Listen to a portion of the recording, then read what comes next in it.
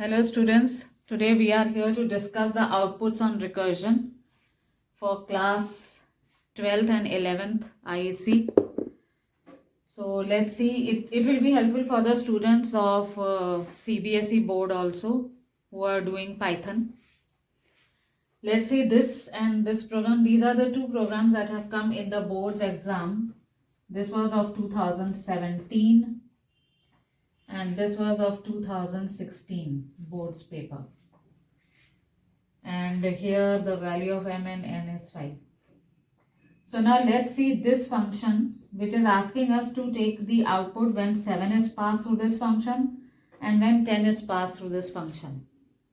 This is a program on recursive functions. Those of you who are not well aware of recursive programs, they can look into my channel on the 3 videos made on recursion, part 1, part 2 and part 3. I'll give the link in the description box also. In the recursive case, as we all know, this is always a base case. When if turns out to be true, that means the function stops working. And this is a recursive case. This keeps on working till it reaches to the base case. Now when we are passing 7 into this function, we are checking here if n is equal to 0. No, 7 is not equal to 0. So it will come to the recursive case. And here magic func is calling itself by sending 7 divided by 2. 7 divided by 2 will give us a quotient of 3. But before that, 7 will be kept in the stack memory.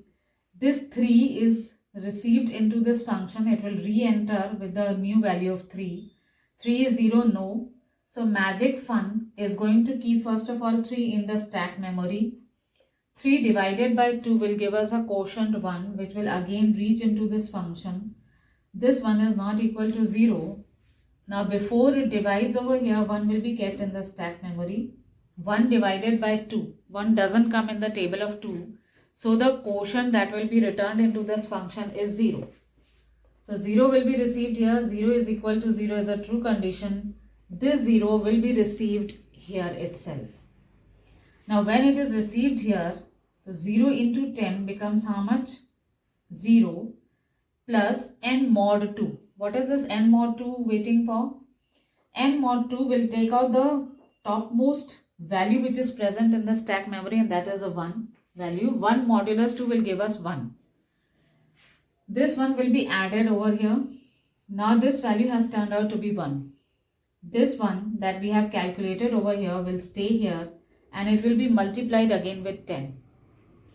So 1 into 10 is now 10 plus n mod 2 will take out the next number of the stack memory, that is 3. So 3 mod 2 again will give us what? 1. 10 plus 1 is how much? 11. Now this 11 will stay here in the memory. 11 into 10 will give us how much? 110 plus n mod 2 will take out the last number from the stack memory, that is 7. 7 mod 2 is going to give us 1, which will be 111. Now since all the numbers from the stack memory have ejected out, they have finished from here, now your recursive function will ultimately return the value 11 into the main function where it will be called. This was a calculation for 7. Now let's see for 10. When 10 will reach here, so 10 is equal to 0 is not a true condition. Magic func is going to call itself and it will send here 10 divided by 2, that is a quotient 5. Before that, 10 will be kept in the stack memory. 5 will reach over here. 5 is equal to 0. It is a false condition. So magic func before dividing 5 by 2 will keep 5 over here in the stack memory. 5 divided by 2 will give us a quotient 2. 2 will be received here. 2 is equal to 0 is a false condition. Now before 2 divided by 2 is executed over here, 2 will be kept in the stack memory. 2 divided by 2 will give us a quotient 1 which will reach here again. 1 is equal to 0 is a false condition. So again it will come to the recursive case where 1 divided by 2. Before 1 is being divided by 2, we have 1 in the stack memory. 1 divided by 2 will give us 0 because 1 doesn't come in the table of 2. So the 0 will reach here. 0 is equal to 0 is a false condition. Now ultimately 0 will return here. That means once the base case is true, now the recursive case is ready to return the answer after making some calculations here. Now which calculations will be performed? Since we have 0 over here, so 0 into 10 will give us 0 plus n mod 2. N mod 2 will take out 1 from here. 1 modulus 2 will give us a remainder 1 because 1 doesn't come in the table of 2. So 1 will be the value over here. 1 into 10 is how much? 10 plus n mod 2. 2 will be taken out from here. 2 mod 2 will give us 0. So 10 plus 0 will give us still 10 as a value. So 10 into 10 will now become how much? 100 plus n mod 2. Now the next value to be taken out from the memory is 5. 5 mod 2 will give us a remainder 1. After that, this 101 into 10 will give us how much? 1010 plus n mod 2. The last value to be taken out from the stack memory is 10. 10 mod 2 will give us 0. And ultimate answer that we are getting is 1010, which is a binary for 10. The third part which was being asked in this question was, what is the function doing? It is calculating the binary number of the decimal number. So this was the solution of 2017. Now let's look into 2016. Here there is a function check having two values, and we are given the two values of m and n as same values 5. So 5 and 5 have reached here. N is 1, no, it is 5. So it will not look into the base case, it will come to the recursive case. Plus n. Plus n becomes 6, which will be kept in the stack memory with a plus sign. Check will call itself and send here the value increased as 6, and minus n will receive 4 over here. So 6 and 4 will reach over here. 4 is not equal to 1, so it will again come back to the recursive case where plus n will increase the value of 6 to 7 and keep in the stack memory. So both of them have been added to become 13. Now check will call itself by the value of 7, which was increased, and minus n will decrease the value as 3. 3 is equal to 1, no. Plus n will increase the value of 7 to 8. So 13 and 8 will become 21. Check will call itself by sending the value 8, and minus n will decrease the value to 2. So 8 will be received here, and this is 2. So 2 is equal to 1 is a false condition. Plus n will turn out to be 9. 21 plus 9 will give us the value 30. Check will call itself and send the value m. M was how much? Now it has become 9. So 9 will be reached here, and minus n will decrease the value to 1. Now n is equal to 1, and it is going to return to the recursive case minus m minus minus. M minus minus is a post decrement, so it is not going to decrease the value of 9. But in this case, minus 9 will be returned back into the recursive case or the stack memory. So we have in our stack memory 30. 30 plus minus 9 is going to give us 21 value, which will be the final answer. Right? Now let's look at some more recursive programs also, the outputs. Let's look at this program. There are two functions in this program, and the values for p and n have to be provided by the user. Suppose the value of n given by the user is 8 and that of p is 12. Sorry, the value of n is 12 and that of p is 8. So let's see, the value of n is how much? It is 12 and this is 8. So taking these values, it is entering here. If n is 0, so return p. This is a false condition. It will come to the recursive case where find is going to call itself and p modulus n. We have got the value of n and p as 12 and 8. So p modulus n, if you divide 8 by 12, does 8 come in the table of 12? No. So the remainder that will be received here will be 8 into n, and n's value 12 will be received into p respectively. N is 0? No, it is 8. So it will come to the recursive case and find will call itself by dividing 12 by 8. So the remainder comes out to be 4 if you divide 12 by 8. So this 4 is going to be received in n, and p is going to receive the present value of n, that is 8. So here it is 4 and this is 8. If n is 0, no, this is false condition. So find is going to call itself by sending p modulus 8. What is the value of p? It is 8.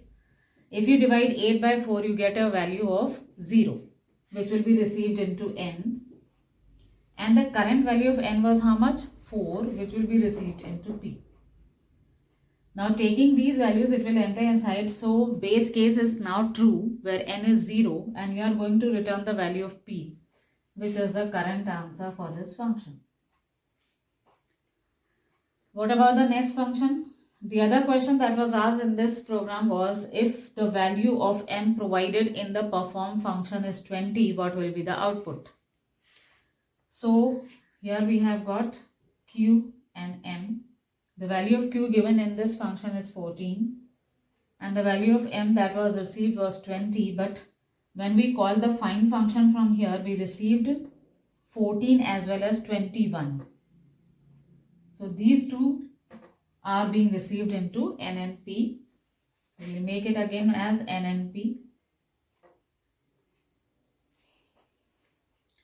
So if n is 0, this is a false condition. It will come here and find function will call itself and send p modulus n. If you divide p by n, 21 modulus 14 will give us how much? 7. This 7 is going to be received into n, and the value of n, 14, will be received into p. Now taking 7 and 14 over here, 7 is not a 0. So it will come to the recursive case, and 14 modulus 7 will give us a value 0, which will be received into n. And the present value of n, that was 7, will be received into p. If n is 0 is a true condition, and the value of p returned finally will be 7. There was a third question also which was asked, what is the function doing? So we will say the function is calculating the HCF, the highest common factor. If you try to find the highest common factor for 12 and 8, you will get 4, and for 14 and 21 the answer will be 7. Let's look at one more function recursively. If suppose we have got a small function int rex, which is receiving a value num, and we are checking if num is 0, then it should return 0. Else it will keep on adding num to the memory and call itself recursively by sending num minus 1. And there is main also, public void main, where a for loop is running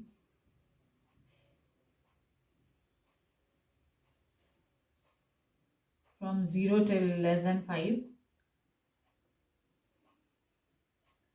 And we are going to call rex function into SOPLN and send the value of I 1 by 1. So let's look at this. If we are sending from here 0 value into the rex function, 0 will be received into num. 0 is equal to 0 is a true condition, and at the very first line only the condition is true of the base case. So the value returned will be 0. So for 0, the answer is 0 printed on the screen. Now when I becomes 1 and we are sending here 1, 1 is 0? No. So 1 will be added to the stack memory. Then Rex is going to call itself by 1 minus 1, 0. Num is 0, yes, so it will return 0 over here. So both of them added will give you an answer 1. So for 1, the answer return will be 1.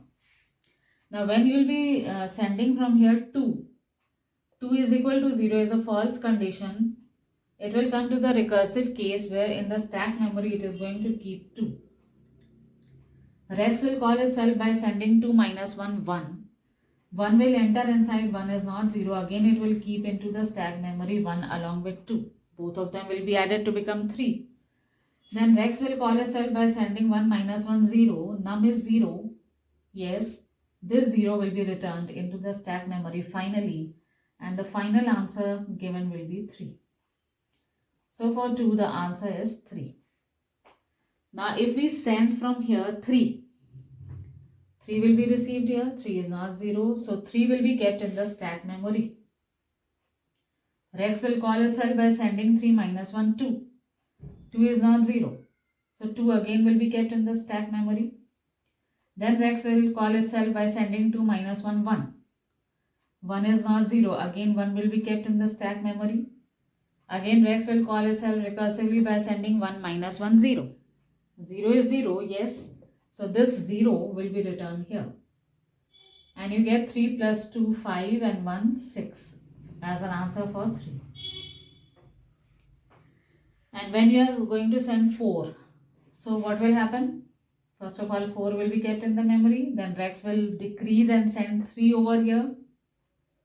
Then again 3 will be kept in the stack memory.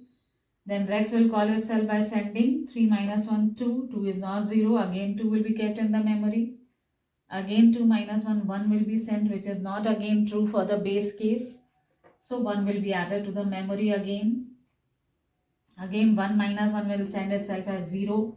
0 is 0, so you will get 0 as a final answer. So 4 plus 3 is 7. 7 and 2, 9. 9 and 1, 10. So for 4 we are getting an answer 10. So this is the way that you have to find out the outputs in the recursive functions. Today we have only discussed 4 outputs. We'll be discussing more of the outputs in the next video. Till then you have to be very much aware how to calculate the outputs, how to make a stack memory, make a table whenever you are trying to find out the outputs so that you are not confused while calculating the answers. So if you have understood the basics of finding out the outputs, you can press the like button and subscribe to our channel. Thank you.